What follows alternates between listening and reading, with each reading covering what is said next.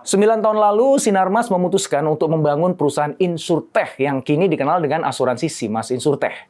Kenapa? Apa itu cuma ikut-ikutan tren aja atau sebenarnya ada strategi besar di baliknya? Lalu gimana dengan asuransi Sinarmas yang udah berjalan sejak tahun 85? Apa nggak saling kanibal tuh?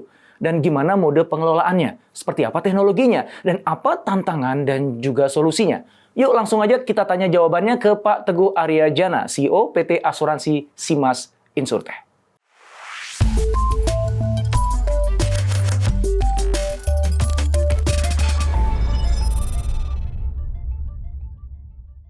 Pak Teguh, terima kasih waktunya bisa mampir ke studio saya. Terima kasih, Mas Indra. Dari obrolan kita sebelumnya, di event sebelumnya, saya langsung kepikiran tuh, wah nih Pak Teguh harus mampir ke studio saya nih. Wah, makasih. Senang banget bisa sampai sini. Makasih, terima kasih. Karena ini menarik yang kita ingin bahas nih Pak, tentang Insurtech. Ya. Apalagi konteksnya ini yang membangun adalah Sinarmas. Ya kan kita tahu Sinarmas sebenarnya kalau dalam asuransi itu udah panjang ceritanya ya. Tahun 85 betul Pak ya? Iya, betul. Asuransi Sinarmas. Yang terus pertama ya. Kemudian juga ada joint venture, ada macam-macam ya. Betul. Banyak sekali itu financial services-nya gitu. Yes. Nah, yang membuat saya tertarik itu kenapa kemudian akhirnya di 2014 memutuskan untuk membuat Insurtech gitu.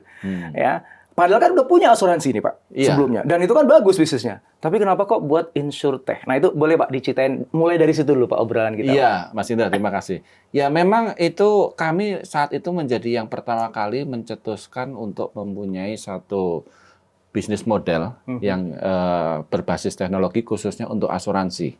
Makanya itulah yang jadi cikal bakalnya Insurtech ya.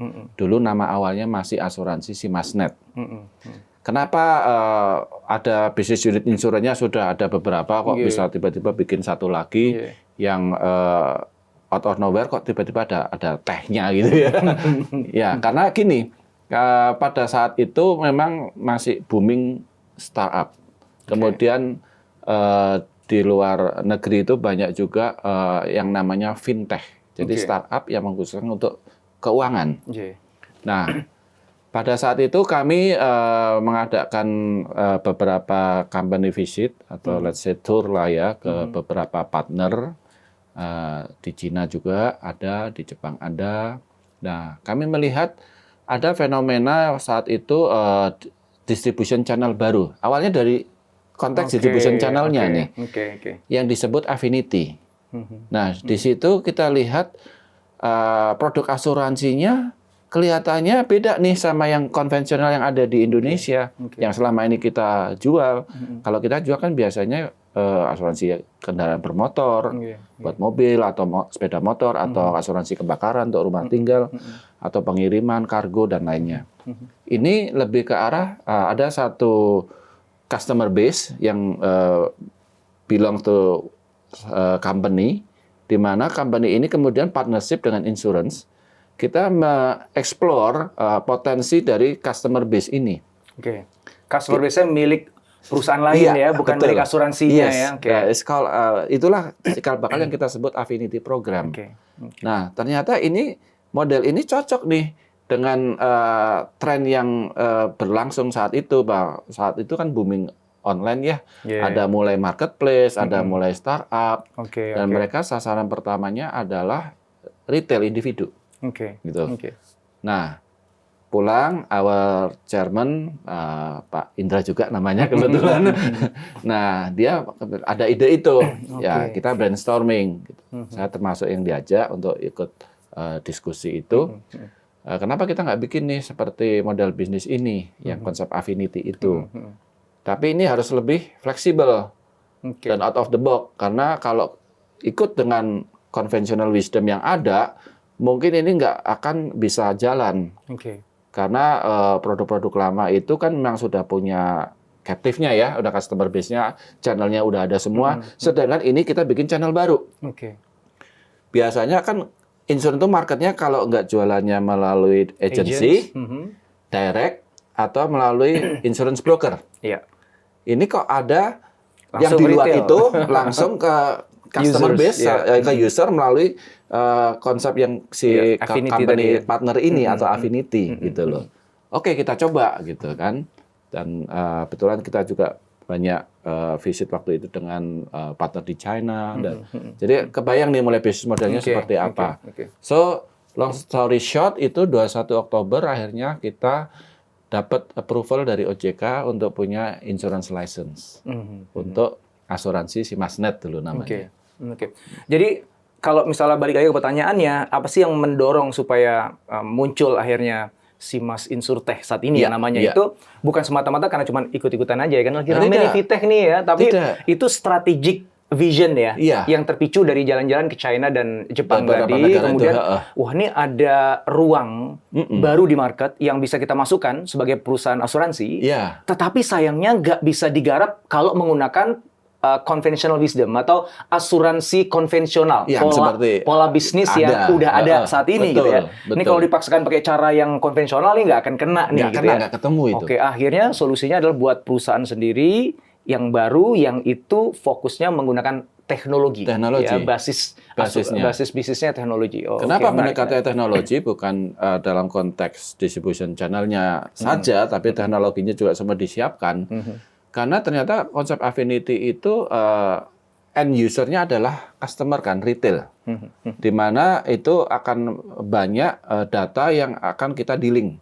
Dari input, aplikasi, proses, sampai nanti delivery, polisnya, klaimnya. So it's a whole new game ya Pak ya. Ini permainannya beda banget dengan bisnis asuransi yang biasa dimainkan Sinarmas. Totally we have a different ecosystem. Gitu loh. Dan nangkepinnya ya harus pakai gaya Insurtech.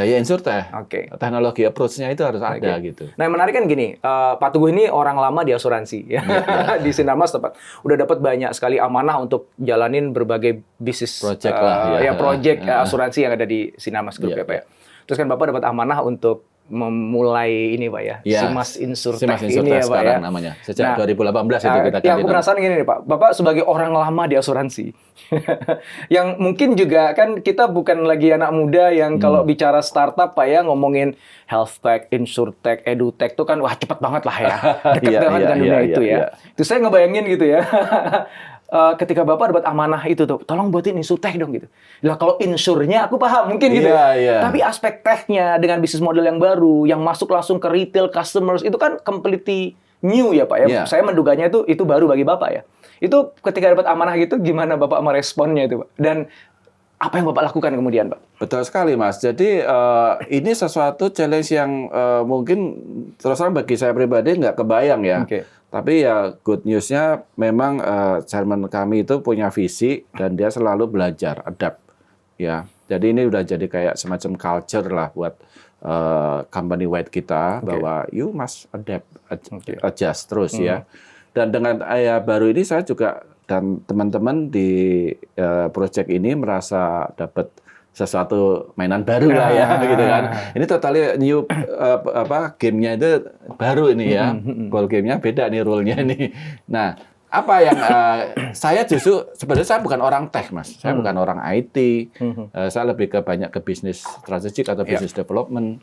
Tapi kita lihat ke depan ini dengan adanya fenomena startup, terus belakangan visi udah venture capital mulai masuk dan good news-nya market kita udah mulai aware. Online bisnis ini lumayan nih ya. Kenapa nggak kita juga explore di sini gitu. Nah, itulah awal mulanya kita berani masuk dan kita langsung bikin bisnis plan dengan set target bikin berapa produk apa gitu ya. Jadi produk kami pertama itu adalah asuransi untuk smartphone. Untuk smartphone, untuk beli smartphone, untuk pembeli smartphone. Untuk pembeli smartphone. Jadi yang diasuransikan handphonenya, handphone yang diasuransikan. Betul.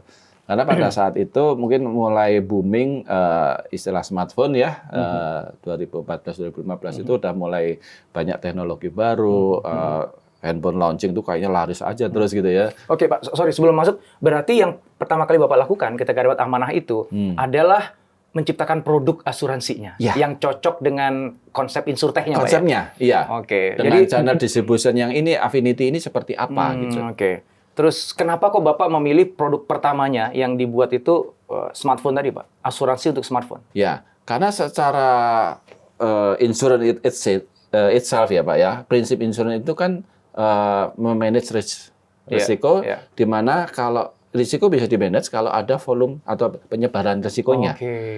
Dan jumlah smartphone di Indonesia banyak banget gitu ya. Jadi mungkin satu orang bisa punya 2 atau 3 device. Ya, baru ngomong smartphone, belum laptop dan lain-lain gadgetnya gitu.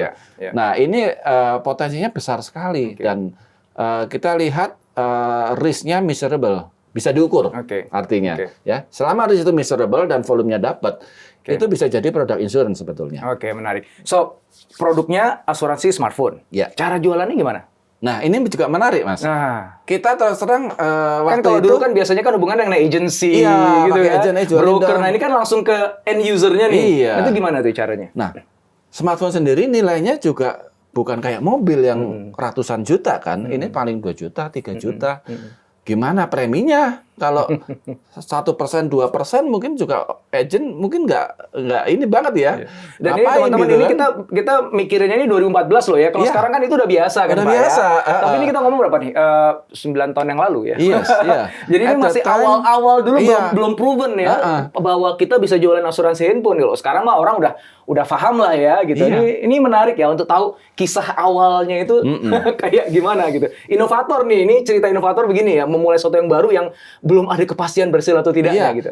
Masih gelap gitu apa benar nggak itu masih ada nggak pede juga kan. Tapi kita yakin bahwa ini bisa nih, cuma belum ketemu aja. Jadi pada saat kita approach ini, kita coba approach let's say dealer atau kita juga survei ke toko-toko. Waktu itu Roxy lagi jaya-jayanya tuh, Roxy Mas ya, ITC ya gitu-gitu. Oh, berarti kan canvassing tuh. Ya, kita satu persatu ke toko-toko gitu, Pak. Kita coba cek market. Cek market ini gimana sih responnya waktu itu kan. Dan apa yang terjadi cukup shocking karena kita datang kan pikir kalau gua kasih insurance itu dapat tambahan fee value lah, referral fee atau komisi lah. Mereka untuk menjualkan gitu kan ya. Instead of kita pakai agent, lu kan yang jualan smartphone nih, yuk bantu jualin sekalian. Ini kan customer lu juga, ya kan diutilize gitu. Tapi karena mereka juga mungkin belum aware atau fokusnya cuma ke jualan dia, dia bilang, aduh, gimana ya Pak, saya bisa jualan? Ini harga, ini kan saingan. Kalau saya tambahin harga premi Bapak, saya jadi kemahalan. Itu yang terjadi. Dan penolakan atau resisten ini jadi challenge buat kita juga. Kita pikir, kenapa dia nolak? Oh, ternyata dia ada di lingkungan yang memang kompetitif sekali. Marginnya tipis karena dia ngejar volume. Iya kan? Terus fokus dia memang untuk itu aja. Dia mungkin kalau tradisional merchant ya, pedagang-pedagang gitu kan mikirnya barangnya muter cepat. Iya kan? Nggak usah banyak value yang gini-gitulah ya. Orang pokoknya butuh handphone ya saya jual gitu. Nah, insurance boro-boro ini bisa masuk nyelimnya di mana gitu kan. Oke, kita mikir lagi. Coba approach dealer sama gitu loh. Nah, finally kita ketemu konsep yang disebut marketplace. Waktu itu udah mulai ada tuh ya beberapa yang sekarang udah gede lah ya. Nah, kita deketin sana. Cocok nih. Ternyata marketplace posisinya lebih netral. Karena dia bukan merchant. Dan mereka bisnis modelnya juga commission based kan. Jadi pas banget. Ini jadi gayung bersambut, klop ya. Istilahnya Jawa tuh tumbuh ketemu tutup. Jadian deh Affinity. Konsep ini ternyata terdeliver. Disitulah kita belajar. Kita harus punya ekosistem yang sinkron, selaras, pas itu tadi ya. Kalau jadi affinity-nya tuh harus ketemu dengan ekosistem yang memang cocok ya. Jadi bukan asal nyari pihak ketiga yang saya ngomong ke agent nggak mungkin jualan, saya ngomong ke toko dia juga omsetnya mungkin volumenya nggak segede yang kita perlukan gitu loh.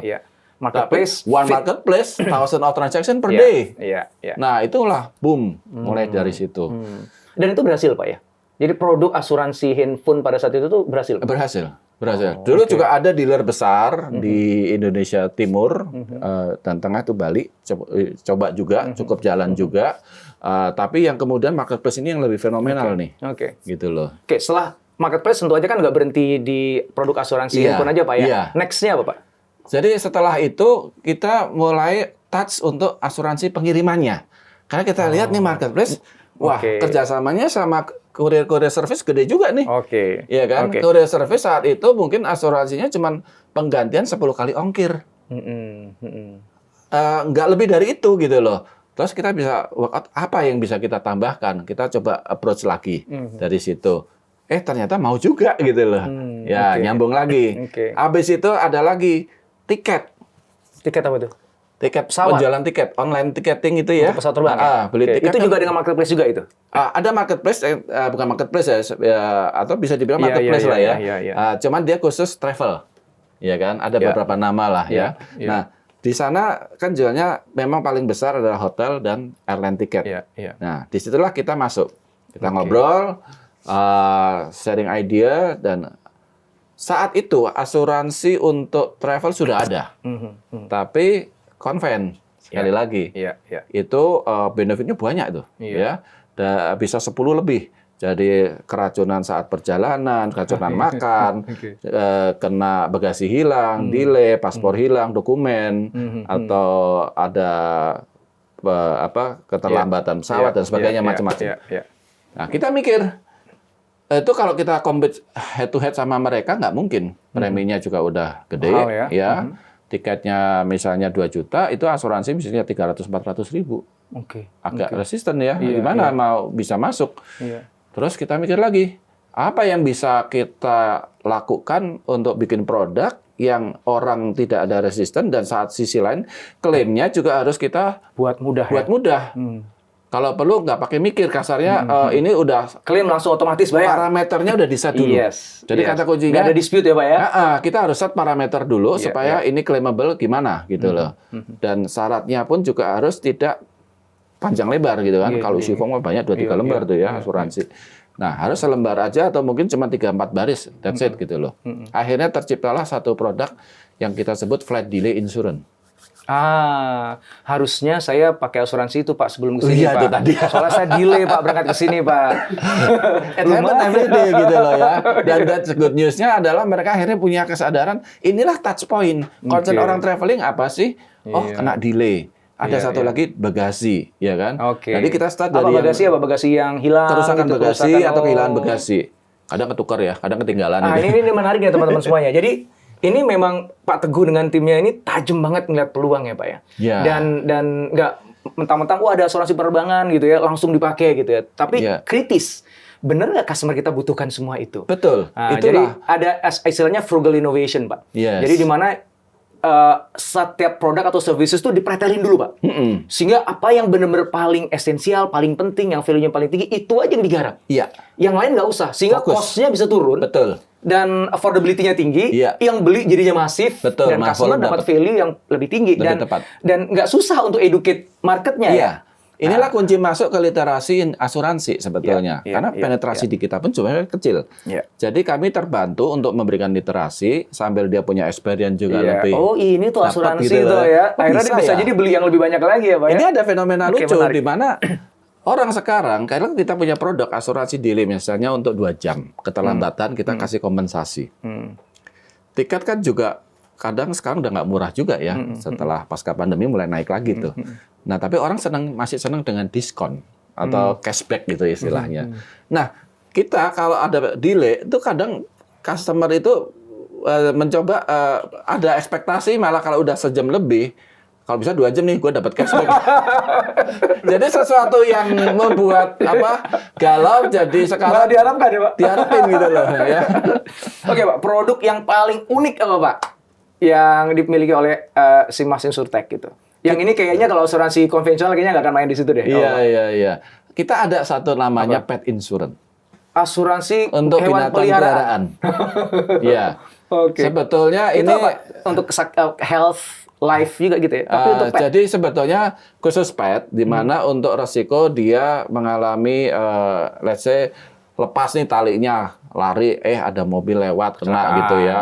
Itu kan juga lumayan ya pengobatan dan sebagainya atau sampai pass away nih dogi atau anabul kita itu. Nah, ini kita kasih coverage ya gitu loh. Oke. Ya. Dan itu banyak Pak yang minat. Ya ini sudah mulai banyak Mas. Jadi kita lagi develop ekosistemnya karena Oke. gimana pun pet ini kan booming nih. Sekarang Iya, banyak iya, ya betul, betul. pet shop atau pet clinic, eventnya banyak juga, shelter di mana-mana. Iya, Kami sedang pembicaraan dengan beberapa shelter. Ekosistem yang dimaksud itu berarti kerjasama dengan shelter, dengan klinik-klinik. Jadi gitu core-nya ya, Pak? tetap affinity, di mana kami bisa tap into customer base-nya orang customer lain. base-nya orang, tapi dalam posisi kita bisa mendeliver value yang lebih bagus. Ya, add-on-nya di situ. Dan di sisi customer dia juga punya produk lebih enhance daripada kompetitor yang lain. Jadi win-win ini, Mas. Nah, teman-teman, kita belajar ya. Jadi ketika kita bicara insurtech itu bukan cuma semata-mata jualan asuransi menggunakan teknologi. Tapi bisnis modelnya udah beda banget. Beda. Produknya juga udah beda banget. Harus beda. Nah, gitu. Dan termasuk kunci suksesnya jadi beda.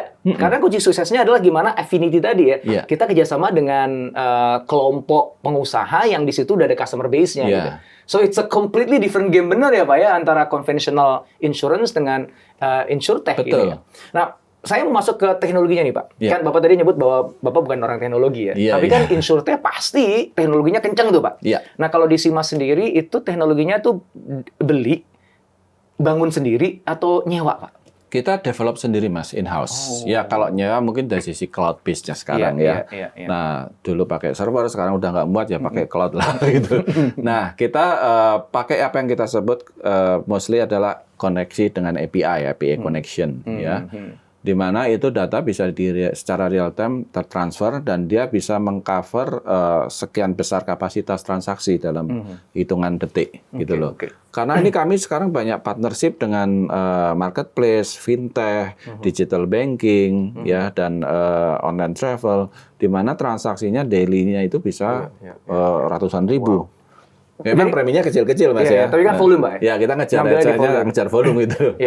Kalau build sendiri berarti di Simas sendiri punya tim orang developer IT yang ada. Berapa persen dari total karyawannya Pak yang bagian IT? Sebetulnya tim kami nggak gede banget gitu ya. Karena di insurtech itu tim IT kita mungkin sekitar 8-10 orang lah so to speak. Oh, serius? Ya, simple. Oke. Karena ini semua software program ya, di mana ya ini menyiapkan connection, bikin template-nya seperti apa untuk koneksi API gitu.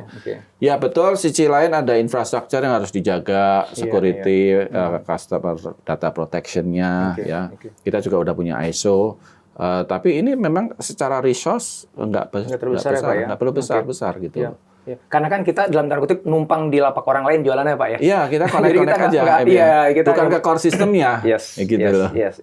Jadi kalau dari komposisi SDM Pak, ini mau agak ke SDM sedikit Pak ya bicara Pak ya. Itu majority karyawan itu ada di bidang apa Pak? Di sales-nya kah, marketing-nya kah, atau di underwriter-nya gitu, atau di tech-nya? IT dan front end atau marketing yang relationship management dengan partner itu cukup besar. Kita mungkin sekitar 20 orang di marketing. Tadi IT kurang lebih 10 yang full time ya.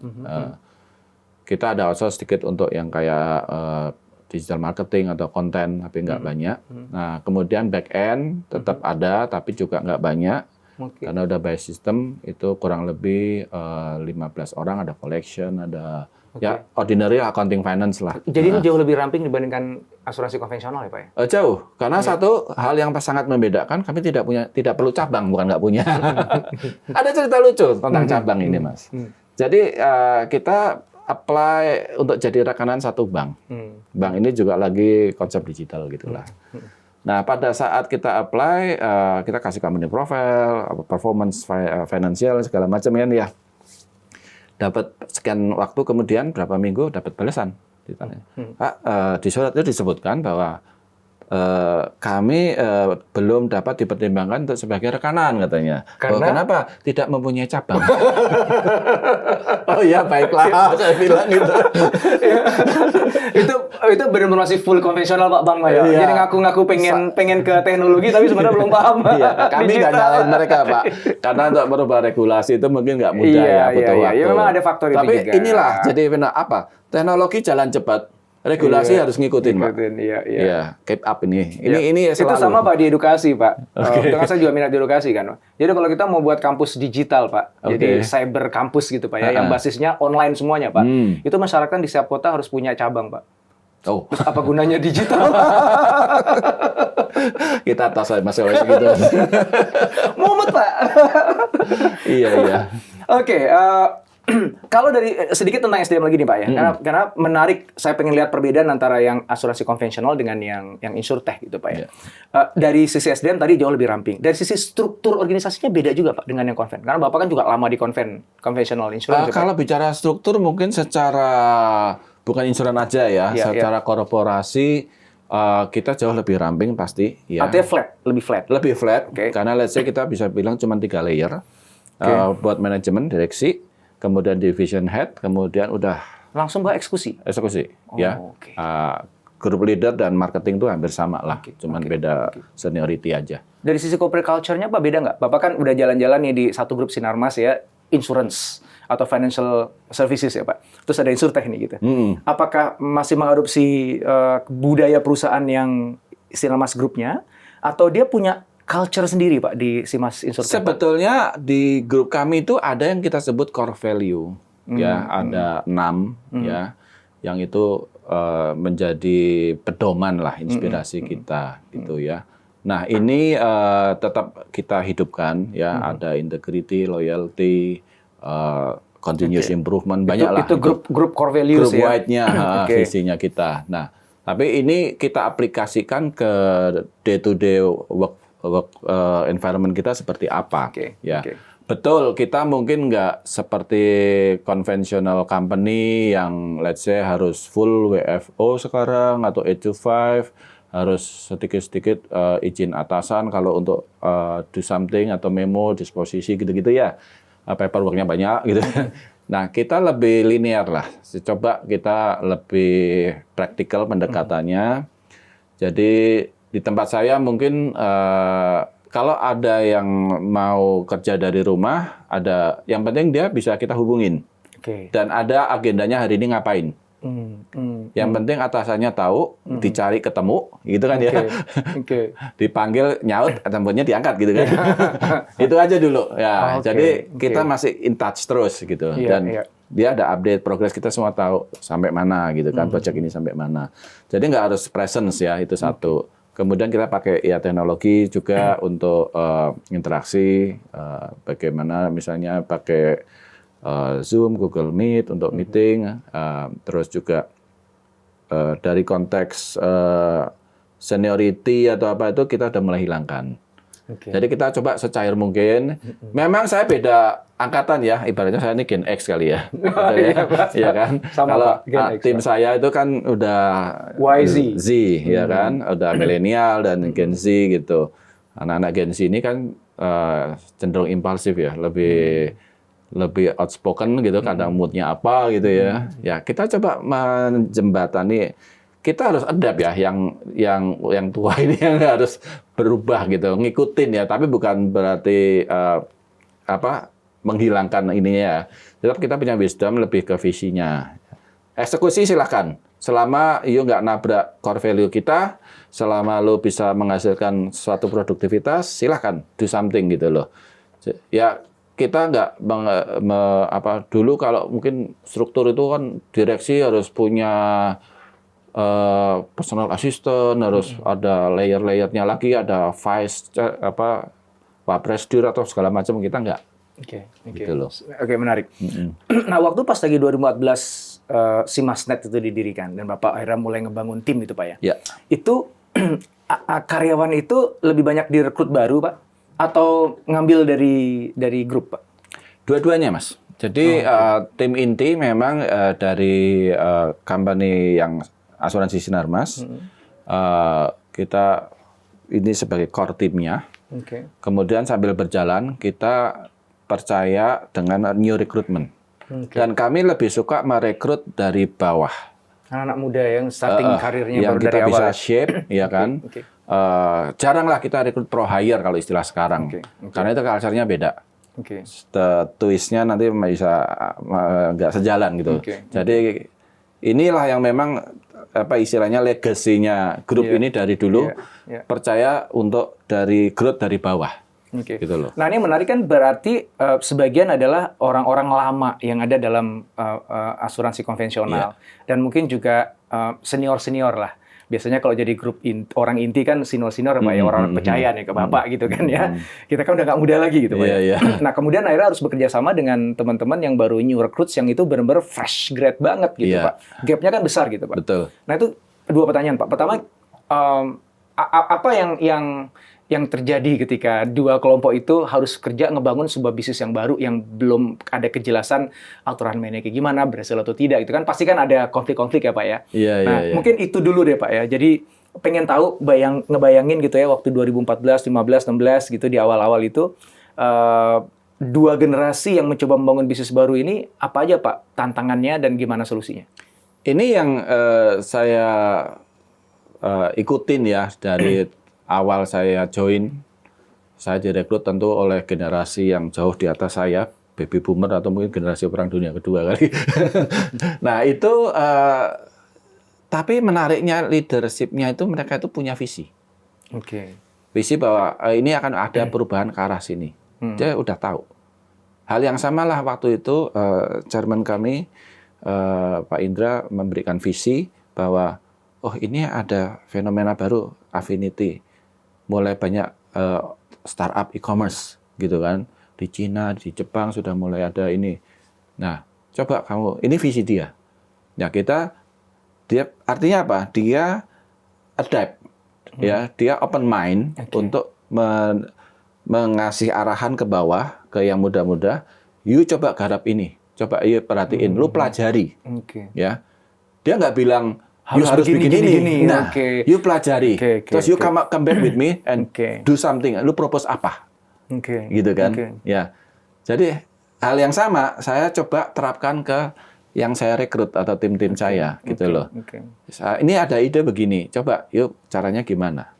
Ya, mungkin kalau Mas Indra sempat sounding waktu itu kita meeting ada inovasi inovatif gitu ya. Nah, ini yang useful gimana use case-nya, yang kepake gitu kan. Kita nggak butuh yang kreatif doang nih, tapi harus ada impact-nya gimana, result-nya gimana gitu kan. Menarik. Nah, ternyata mereka suka di-challenge Mas, Gen Z ini. Iya. Suka di-challenge, dikasih sesuatu mainan yang baru, yang ya itu kayak pride dia juga ya. Nah, kita work out dari sini sama-sama. Ya tentu Gen Z ini ada dua. Yang mana posisinya adalah lu sebagai orang yang pingin punya achievement, itu juga punya passion lah, ya bahasa positif punya passion. Atau dia yang generasi yang posisinya lebih suka sebagai penikmat, customer. Hati-hati. Nah, jadi nggak semua Gen Z itu sebenarnya pengen cari panggung, pengen berkarya, nggak semuanya gitu ya Pak ya? Nggak semua, bukan cari panggung juga, tapi ada lebih ke arah pembuktian diri. Ya, aku bisa juga kok gitu lah. Aku pengen gini, aku bisa juga. Ya oke, kita challenge dia secara positif, dia bisa deliver. Tapi ada juga yang pasang syarat istilahnya. Saya pernah interview, ditanya, jam kerjanya gimana? Boleh kerja dari rumah nggak? Loh, kok ada nanya gituan? Nggak kebalik, Bang. Ini kejadian. Jadi, oh, ya benar juga. Saya pikir dulu itu saya lihat konten-konten mungkin parodi doang. Beneran loh, ada yang nanya gitu loh. Preferred work. Hybrid work at home ini. Oh, itu kan kerja ada yang pasang syarat ya, Pak? Oh. Wah, ini bahaya ini. Nah, kayak gitulah. Iya, oke. Itu menjawab pertanyaan kedua saya. Karena pertanyaan kedua saya itu kaitannya bagaimana si leader yang relatively lebih senior itu bisa kemudian blend in dan bersinergi dengan yang muda. Ternyata jawabannya itu tadi ya, Pak. Iya, jadi belajar dari bahkan belajar dari atasannya Bapak gitu ya. Ternyata leader tetap harus punya open mind dan dia harus punya visi ke depan. Dia tahu ini ke depan itu bisnis harus dibawa kemana. Tapi cara membawanya ke sana nggak harus dia menentukan karena dia menyadari bahwa dia punya keterbatasan kan, pemahaman tentang teknologi dan sebagainya kan gitu. Justru dia amanahkan itu ke yang di bawah. Iya, inilah salah satu core value grup kita, innovation dan continuous improvement-nya ada. Ya kan? Yang improve ya mereka yang muda-muda ini. Tahu oh ini ada yang baru, diapain. Oke, menarik. Terakhir nih Pak, karena waktu kita durasi juga ya, karena batasnya Pak ya. Ngomongin landscape industri insurtech Pak. Pengen dengar perspektifnya Pak Teguh nih ya. Menurut Pak Teguh sekarang itu secara kompetisi seperti apa yang terjadi di industri insurtech Pak? Itu yang pertama. Yang kedua adalah supaya pemain insurtech ini bisa survive and thrive, ya bukan hanya selamat tapi berjaya di era kompetisi insurtech yang mungkin sekarang ini udah saya duga semakin memanas, Pak ya. Panas, Itu key success faktornya apa? Jadi 2 pertanyaan itu, Pak. Dari yang pertama dulu, Pak. Landscape industri di insurtech itu sekarang kayak gimana, Pak? Dari perspektif kompetisinya. Ya, jadi ini kembali yang tadi saya sebut industri insurtech ini punya universe sendiri nih, ya kan? Kalau yang konven sudah punya universe-nya sendiri, misalnya distribution channel-nya agency, broker, atau direct, ya, atau bank insurance, paling enggak. Sekarang di sini distribution channel-nya yang membedakan nih sebetulnya. Jadi ada yang namanya affinity tadi, yang direct partnership, terus kita explore customer base-nya seperti apa, bikin produk seperti apa. Ada yang disebut insurtech broker sekarang. Nah, ini juga insurtech, tapi bukan dalam konteks insurance company, tapi lebih ke middleman-nya, perantaranya. Tapi dia sudah equip dengan teknologi. Beberapa tech company atau let's say digital banking atau even fintech, itu mereka lebih prefer menggunakan insurtech broker karena ada masalah. Kalau kita engage dengan core-nya langsung mungkin agak sensitif. Ada risiko lah, manajemen risikonya jalan juga ini ya. Mitigasi risikonya pakai broker aja di tengah. Jadi dia dealingnya satu pintu. Gitu, brokernya banyak gitu kan. Ini jadi model baru kan. Nah, ini juga fenomena ini. Yang kedua dengan marketplace. Sekarang juga udah ada fenomena untuk bisa saling sinergi. Antar marketplace. Antar e-commerce bahkan. Ya kita tahu lah siapa yang merger sama siapa gitu-gitu ya. Nah, ini juga membuat satu bargaining power yang baru. Saya, ini kompetisi kan tadi ngomongnya ya. Saya dulu berdealing dengan 3 marketplace mungkin lebih gampang gitu ya. Sekarang sendiri-sendiri ya. Mereka beraliansi sekarang, ada beberapa yang saling ini, karena mungkin investornya punya ini, sama, aliansi, jadi kita negonya lebih tough ini. Jadi challenge-nya adalah kita deliver produk yang lebih kreatif, dan mereka sekarang istilah zaman bakar duit udah kelar, Mas. Ya kan? Sekarang konsepnya show me the money. Ya, secara bisnis ini workable nggak? Insurance gua pantaran workable nggak malu, gitu kan bahasa simpelnya gitu. Jadi kita harus pikir keras nih, bikin produk apa yang kasih value buat mereka, buat customernya dengan SLA sekian. Dulu boro-boro mikir SLA ya, bisa klaim otomatis udah seneng gitu. Sekarang harus SLA sekian menit gitu. second harus bisa respon gitu kan. Artinya memang persaingannya udah sangat memerah ya. Pertama adalah karena pemainnya makin banyak ya, karena ya tadi ada bank assurance, ada asuransi konvensional juga masuk insurtech. Jadi bukannya bersaing sesama insurtech aja, tetapi oleh pemain-pemain besar yang mulai manfaatkan teknologi, shifting juga ngikutin tren ini ya. Ada broker juga di sana. Ada brokernya masuk. Di saat yang sama partnernya itu bargaining power-nya lebih kuat. Agency juga udah tambah digital agentnya. Tapi ini menarik, saya nggak bilang merah juga Mas, karena ternyata banyak area yang baru yang bisa dieksplor. Contoh fenomena fintech. Sekarang ada banyak fintech yang membiayai UKM atau juga untuk payment gateway. Ini jadi satu produk baru juga. Jadi ruangnya masih luas untuk dikelola. Exactly, karena ini tiba-tiba ada nanti AI. Kita nggak tahu udah ada digital banking ya. Nanti AI udah produk apa buat insurance. Bisa jadi gitu loh. Belum kripto, belum apa itu. Nah, di tengah situasi kayak gitu, terakhir tadi pertanyaannya Pak, yang kedua adalah key success faktornya bagi sebuah insurtech itu apa, Pak? Inovasi. Jadi inovasi dan lo harus jaga service level. Itu. Karena dengan inovasi, you ensure you selalu ada di garis depan kompetisi kan. Karena apa? Produk ini gampang orang ngikutin. Barrier-nya nggak bisa dibilang hampir nggak ada. Tinggal lu modal tech-nya lu udah siap belum? Ya kan? Tapi itu bukan masalah yang besar buat perusahaan-perusahaan yang sudah kuat gitu atau sudah solid. Nah, artinya apa? Kita harus keep running. Gitu. Dengan modal inovasi tadi. Dengan inovasi ini dan service level lu jaga. Gitu loh. Nah, sambil kita lihat open mind fenomena apa yang akan terjadi di industri atau di market. Karena ini akan terus growing nih. Jangan salah, penetrasi asuransi di Indonesia masih kurang dari 1%, Mas. Yang kerugian ya, itu pun gara-gara wajib. Ya kan, harus beli asuransi karena kredit sama bank atau sama leasing gitu kan ya. Yang voluntarily itu bisa kecil banget. Oke. Nah, ini mulai voluntarily dengan produk-produk yang kecil, yang Di edukasi Afini tadi apa ya? edukasinya masuk. Saya percaya semakin ke sini akan semakin kesadarannya naik dan mungkin nanti orang akan punya 2 atau 3 polis asuransi, itu akan jadi sesuatu yang biasa. Ya, Ya. ya. We will go there. Excellent. Pak Teguh, makasih banget Terima waktunya. kasih. Saya belajar Mas Indra. banyak, jadi kebuka ya tentang insurtech itu seperti apa, persaingan kayak gimana, dan bahkan sampai jeroannya tadi kita udah mulai bisa ngintip ya struktur organisasinya, SDM-nya. Makasih banget. Terima Pak kasih Teguh. Mas Indra, Makasih banget. sama-sama. Manfaat banget ilmunya. Sukses ya. Terima kasih. Ya. Sama-sama.